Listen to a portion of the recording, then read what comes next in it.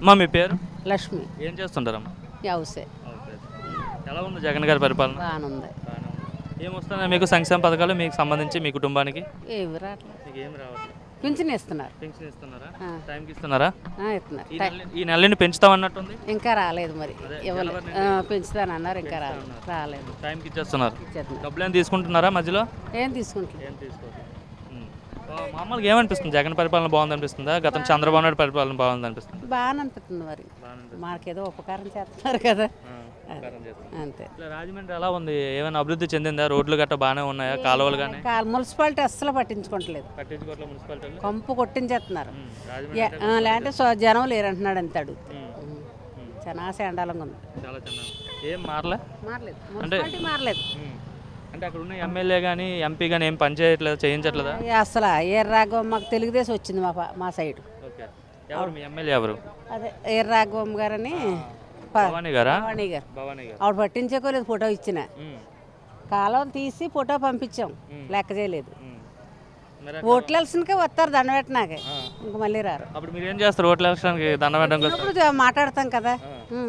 మరి YCP party తాలూకా ఎవరు ఉంటారు కదా, వాళ్ళకి ఏం చెప్పలేదా? వాళ్ళ అధికారం ఆవిడే వస్తుంది గట్రా, ఆవిడకే చెప్పాం, ఆవిడే పట్టించుకోలేదు. మరి ఎంపీ గారు కూడా ప్రజలకి రచ్చబండని ఇట్లా తిప్పుతున్నారు కదా, తిరుగుతున్నారు కదా. మరి ఎంపీ వెళ్ళిపోతాడు, ఆడ పోగేతలు వాళ్ళు మాకేం పట్టించుకోరు. అంతే. సార్ మీ పేరు? నా పేరు నాయుడు అండి. నాయుడు. ఏం చేస్తుంటారా? క్యాటరింగ్ చేస్తాను. మోరంపూడి. ఎవరు ఉంటారన్న ఇంట్లో? మా వైఫ్, నేను, పిల్లలు ఉంటాను. ఎట్లా ఫ్యామిలీ ఇన్కమ్ అంతా మీరే సంపాదిస్తున్నారు మరి? అవునన్నా. ఎలా సరిపోతుందా మొత్తం? పర్లేదన్న. ఎలా ఉంది గవర్నమెంట్ పరిపాలన? గవర్నమెంట్ అయితే పిల్లలకైతే ఎడ్యుకేషన్కి అయితే అమ్మఒడి వేసారండి మన 15 ఏళ్ళు జనవరిలో. పర్లేదు, అమ్మఒడి వేసారు. మా మిస్సెస్ డ్వాక్రా రైతు రుణం మాపు అయింది. మా నాన్నగారు రైతు భరోసా పడ్డది. మా పెదనాన్న పెన్షన్ వస్తుంది. మా అమ్మకి 18,500 కట్ అయింది. ప్రజెంట్ అయితే మిడిల్ క్లాస్కి అయితే గవర్నమెంట్ పరంగా పర్లేదు. గత గవర్నమెంట్లతో పోల్చుకుంటే పర్లేదు, కొంచెం బాగుంది. అప్పులు చేసి ఇవన్నీ పంచుతున్నారు, రాష్ట్రం అప్పులు పాలైపోతుందని చెప్తున్నారు. మరి అప్పుడు కూడా అప్పులు చేస్తారు కదా, ఇవన్నీ లేవు కదన్న. పాత గవర్నమెంట్లో కూడా అప్పులు ఉన్నాయి కదా, అప్పుడు ఈ పథకాలు లేవు కదా. అప్పుడేమీ పథకాలు ఉంటాను, అప్పులు ఎందుకు ఉండవు? ఆదాయం తగ్గ అప్పు ఉంటుంది. కాకపోతే మిడిల్ క్లాస్ని కూడా పట్టించుకోవాలని. అంటే అతను అప్పులు చేసిన అమరావతి ఇలా డెవలప్ చేశాడు, ఈయన వచ్చిన తర్వాత ఏం డెవలప్ చేయలేదు. ఇన్నేళ్ళు అయినా సరే రాజధాని కూడా లేదని చెప్తున్నా. అంటే ఒక్కడ పెట్టాలనుకుంటే నేను 3 దగ్గర పెట్టాలనుకుంటే టైం పడుతుంది కదా. ఏదైనా ఎడ్యుకేషన్ పరంగా ఒక ఊరు అభివృద్ధి అవ్వాలంటే గమ్మున అవుతుంది. 3 ఊర్లు అభివృద్ధి టైం పడుతుంది కదన్న. హైదరాబాద్ 2 అవ్వకూడదని ఆయన ప్రయత్నం చేస్తున్నారు కదా. ఇక్కడ ఎమ్మెల్యేలు కానీ ఎంపీలు కానీ పరిస్థితి ఎలా ఉంది? ఇక్కడ ఎలా పనిచేస్తున్నారు? మార్గన్ భర్తన్ బాగుంటుంది అన్న. ఆయన టేకింగ్ డెలివరీ బాగుంటుంది. ఎడ్యుకేషన్ అందుబాటులో ఉంటారు. ఆయన రచ్చబండ కార్యక్రమం ద్వారా ఎంతోమంది పేదవాళ్ళకి కొంచెం అందుబాటులో ఉంటాయి. హ్యాండిక్యాప్లకైనా పెన్షన్లు అయినా అటువంటి అయినా ఆయన వరకు అయితే పర్లేదు. భర్త గారి దాకా బాగుంటుందండి. చేస్తారు నిజంగా భర్త చేస్తారు ఇలా రచ్చబండ ఆయన ద్వారా అయితే వెళ్తే కానీ మ్యాగింగ్ చేస్తారండి. 90% అవుద్దని ఆయన పట్టుకుని. ఎక్కువ పని చేయడం, జస్ట్ వీడియో తీసి ఒక రోజు వస్తారు, వీడియో తీసి అలచల గ్రూపుల్లో గట్రా పెడుతుంటారు. అంత తప్పి ప్రజల్లో తిరగడం, అయినా బయటకు చాలా రిస్ట్రిక్ట్గా ఉంటాడు అనేసి అంటారు. అంటారండి. మంచోడి మీద ఇప్పుడు కూడా అది సామెతుంది, కాయలు కాసే పళ్ళుకి రాయలు ఎక్కలు తగ్గుతున్నట్టుగా. కొంతమంది వచ్చుకునే వాళ్ళు ఉంటారు, వాచుకునే ఉంటారు. దానికి ఏముందా? చేయకంటే ఊరిగిన జనాలు చెప్పరు కదన్న. నాకేం అవసరం? ఆయన మా అన్నయ్య కాదు కదా. ఆయన పని వేరు, నా పని వేరు కదా. బాగుంటే బాగుందని చెప్తాను, ఎవరు బాగాలని చెప్పేస్తాను. మీరు ఎవరన్నా తెలియదు, అడిగారు నాకు సంబంధం ఏంటన్నా అంటారన్న. వ్యతిరేకం ఉంటుంది, మంచిగా ఏమేమి చేశారా భరత్? మరి ఇక్కడ ఏమైనా డెవలప్మెంట్ కార్యక్రమాలు చేశారు ఆయన ఎంపీ గారు? ఎంపీ గారు అయితే మాత్రం నాకు వచ్చిన రోడ్స్ బాగున్నాయి అన్న.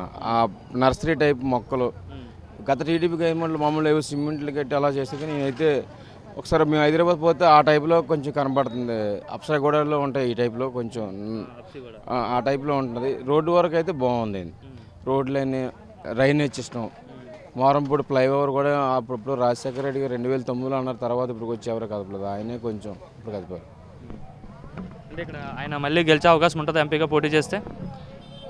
అది అంటే నాకైతే పని వరకు అయితే బాగుందన్న. అయింది అది గెలిస్తే ప్రభుత్వం మీద నెగిటివ్ టాక్ ఉంది, మంచి టాక్ ఉందన్న. ఆయన మీద కూడా మంచి వరకు ఉంది. ఇలాగ ఈ మోరంపూడి రాజమండ్రిలో కూడా గెలుస్తారని, డెఫినెట్గా గెలుస్తారని నాకు అనుకుంటాను. ఎమ్మెల్యేగా పోటీ చేస్తే బెటర్ అనుకుంటున్నారా, ఎంపీగా చేస్తే బెటర్ అనుకుంటున్నారా? ఆయన ఎమ్మెల్యేగా పోటీ చేస్తారనేసి అయితే ఒక టాక్ వస్తుంది. అంటే అన్న ఎమ్మెల్యేగా అయితే మాకు ఇక్కడ లోకల్ బలం ఉంటుందని అభిప్రాయం. అంటే ఎమ్మెల్యేగా అయితే బాగుంటుంది అనుకుంటాను. ఎంపీ అయితే మరి ఎక్కడ రూరల్ అక్కడ ఉంటారు కాబట్టి ఎమ్మెల్యే అయితే కింద స్థాయి బాగుంటుందని నా ఒపీనియన్. అంటే ఇక్కడ మరి వచ్చే ఎన్నికల్లో ఏ పార్టీ అధికారంలోకి వస్తుంది అనుకుంటున్నారు మీరు? 90% వైసీపీ అన్న వస్తుంది. ఎందుకంటే పవన్ కళ్యాణ్ వైసీపీని అధికారంలోకి రాను అంటున్నారు కదా, ప్రజా వ్యతిరేకత ఎక్కువ ఉందని చెప్తున్నారు. అంటారన్న నీకు నాకు వ్యతిరేకం నేను కొడతాను నేను కొట్టేస్తాను నేను అనుకుంటే అయిపోద్ది. దైవబలం కూడా ఉండాలి కదా. వ్యతిరేకం కూడా ఎవడైనా ఒక కొట్టాలని అనుకుంటారు కదన్న. అది దేవుడు జనాలు చూస్తారు కదన్న. అనుకునేమో ఆయన అనుకుంటారు. ఆయన కొన్ని జిల్లాలో పార్టీ ఆఫీసే లేదు. శ్రీకాకుళం విజయనగరంలో ఆఫీసే లేదు. ఆయనకి క్యాటరీ లేదు. ఎలా కొట్టేస్తారు? ఫస్ట్ కొట్టాలంటే కింద కేటగిరీని కూడా పట్టించుకోవాలి. వార్డు నెంబర్ ఉంటే కదా ఎంపీ అవుతారు ఎవరైనా సరే. మరి తెలుగుదేశం పార్టీ జనసేన పార్టీ పొత్తు పెట్టుకుంటే పరిస్థితి ఎలా ఉంటుంది అంటారు?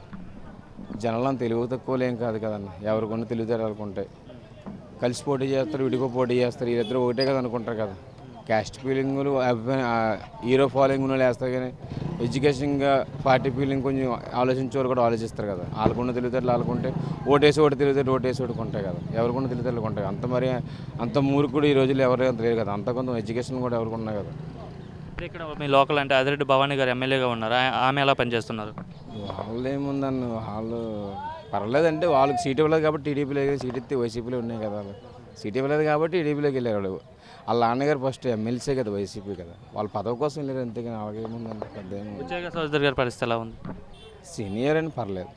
సీనియర్ అనుభవం అని పర్లేదు. Okay, thank you. Okay sir మీ పేరు? విశ్వేశ్వరరావు అండి నా పేరు. ఏం చేస్తుంటారు సార్ మీరు? నేను శ్రీ చైతన్య స్కూల్లో చేస్తానండి. స్కూల్లో టీచర్ సార్? అవును సార్, అవును సార్. చాలామంది విద్యార్థుల భవిష్యత్తును తీర్చిదిద్దుతున్నారు అయితే. ఎలా ఉంది సార్ స్టేట్లో గవర్నమెంట్ పరిస్థితి, అడ్మినిస్ట్రేషన్? అడ్మినిస్ట్రేషన్ అనేటప్పటికీ కొంచెం ఇబ్బందికరంగానే ఉందండి. డెవలప్మెంట్ వైపు కాన్సన్ట్రేషన్ బాగా తక్కువ అండి. ఇంచుమించు మ్యాక్సిమం ఒక 10% జరుగుతుంది డెవలప్మెంట్. అంతా సంక్షేమం అని గడప దాటకుండా ఇంటికి సప్లై చేయటము, మనీ ఇవ్వటము. వాళ్ళని ఆ ఉద్దేశంలో ఒక 5 years తర్వాత చూస్తే వీళ్ళందరూ నిర్వీర్యం అయిపోతారేమో యువకులని అనిపిస్తుందండి. అంటే ఏ వర్క్ ఏది లేకుండా అది వాళ్ళకు కొంచెం ఏదైనా ఉపాధి, మంచి అవకాశాలు, మంచి జాబ్ ఎక్విప్మెంట్స్ ఇస్తే కనుక అది ఫ్యూచర్లో డెవలప్మెంట్ అవుతుంది. అలాగేదంటే ఇంచుమించుగా మన రాష్ట్రం నుంచి యువత అంతా కూడా పొరుగు రాష్ట్రాలకు వెళ్ళిపోవడం జరుగుతుంది. ఆల్రెడీ హైదరాబాదు కానీ, చెన్నై కానీ, బెంగళూరు కానీ అంతా పూర్తిగా నిండిపోయి ఉన్నాయండి. ఏమాత్రం చూసినా సరే, ఏ చిన్న అవకాశం వచ్చినా ప్రతి యువకుడు కూడా వెళ్ళిపోవడానికి చూస్తున్నాడు. ముందు మెయిన్ మనకు ఉండాల్సింది ఆంధ్రప్రదేశ్ భవిష్యత్తు దేని మీద డిపెండ్ అవుతుందంటే భావితరం మీద డిపెండ్ అవుతుంది. కొంచెం దృష్టి దాని మీద ఎక్కువ పెట్టాలని చెప్పేసి మేము ప్రత్యేకించి కోరుకుంటున్నాం అనమాట అండి. అంటే నేను ఇప్పుడు అందాక అన్నాను కదండి, 5 years అన్నాను. 5 years తర్వాత మన రాష్ట్రంలో మిగిలి ఉండేటటువంటిది 50 years అబవ్ వాళ్ళు మాత్రమే ఉంటారు. వాళ్ళకి నిర్వీర్యం అయిపోతారండి. వర్క్ చేయడానికి అంత ఉండదు. ఎక్స్పీరియన్స్ ఉన్నా చేయలేనటువంటి పరిస్థితికి వెళ్ళిపోతారు. అందుచేత ఆ యువతకు భరోసా కల్పించి వాళ్ళని ఇక్కడ ఉంచేలాగా చేస్తే మాత్రం రాష్ట్రం అభివృద్ధి చెందుతుంది. అది మాత్రం నేను గంటాపదంగా చెప్పగలనండి. Okay okay. రాజమండ్రి పరిస్థితి ఎలా ఉంది సార్? రాజమండ్రి ఏమైనా అభివృద్ధి చెందుతుందా? సార్ రాజమండ్రి పరంగా అయితే ఈ 5 yearsలోనూ బాగానే ఉందండి. చక్కగా రోడ్లు కానీ డెవలప్మెంట్ కానీ బాగానే ఉంది. కొంచెం అల్లరిగా చిన్న చిన్న ఏదైనా జరుగుతున్నాయి కానీ పర్వాలేదు. గత రోడ్లు కానీ ఇటువంటివన్నీ కొంచెం సమకూర్చారండి. అది బెటర్గా అనిపిస్తుంది.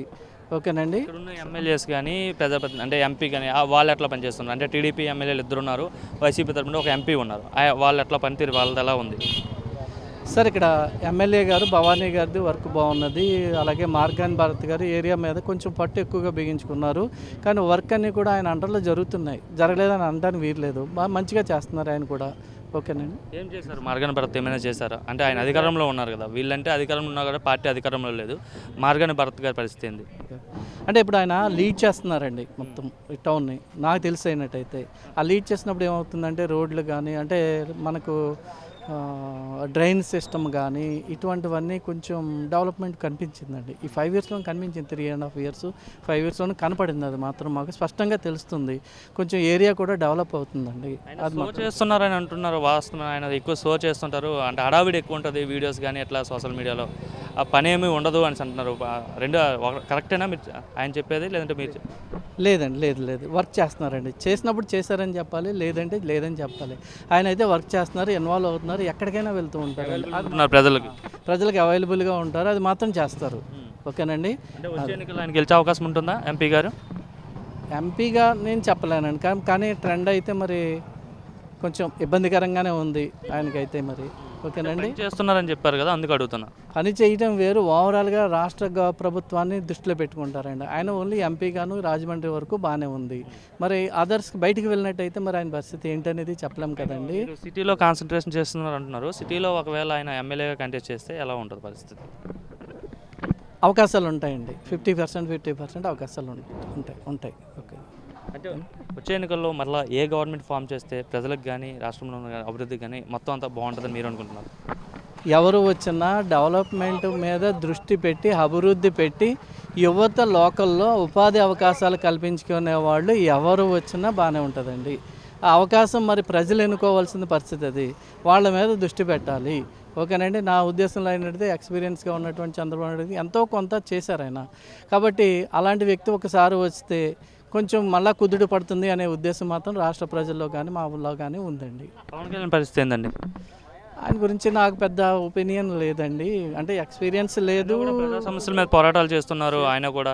అంటే కౌలు రైతులకు సంబంధించి ఆయన డబ్బులు ఇవ్వడం కానివ్వండి, ఇట్లా చాలా అంటే ప్రజల తరపున గొంతెత్తి పోరాడుతున్నారు. గత కొంతకాలంగా చాలా యాక్టివ్గా కనిపిస్తున్నారు. ఇంతకుముందు ఎవరైతే తనకి రాజకీయ చతురత లేదు, రాజకీయ నైపుణ్యం అవగాహన లేదని అన్నారో, ఇప్పుడు వాళ్ళందరూ కూడా చెప్తున్నారు బాగానే చేస్తున్నారు. సార్, ఆయన అయితే దుందుడుకు వ్యవహారం లాగా అనిపిస్తుందండి. ముందు చూపు అనేది కొంచెం తక్కువ. ఇప్పుడు చంద్రబాబు నాయుడు గారు అనుకోండి, ముందు చూపుతోటి వెళ్తాడు ఆయన. వెళ్ళి ఆ యువతకి ఏదో ఒకటి కల్పించాలనే ఉద్దేశం ఉంటుంది. ఇప్పుడు జగన్మోహన్ రెడ్డి గారు ఉన్నట్లయితే ఆయన లోకల్లో ఉన్నటువంటి సంక్షేమ కార్యక్రమాలు ఇచ్చి కొంతమందిని ఊరటపరచాలని ఆయన చూస్తాడు.